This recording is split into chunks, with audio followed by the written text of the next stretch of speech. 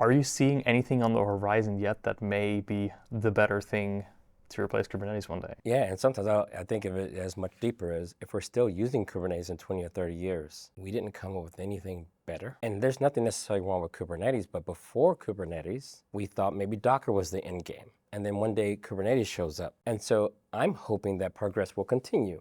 Maybe we learn a lot from this Kubernetes era that something should show up and replace it. And people always ask, like, what would come and replace it?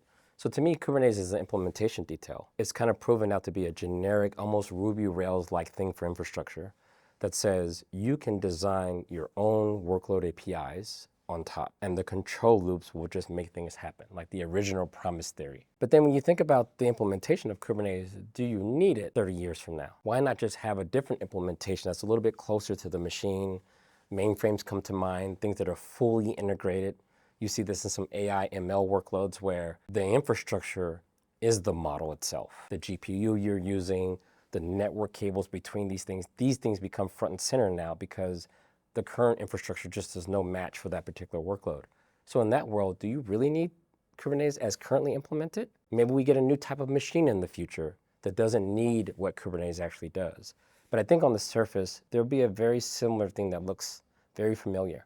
The concept of a workload API, where I can just describe my workload, and whatever comes in the future, whether it's Kubernetes or not, should ideally take one of these things and just make it work.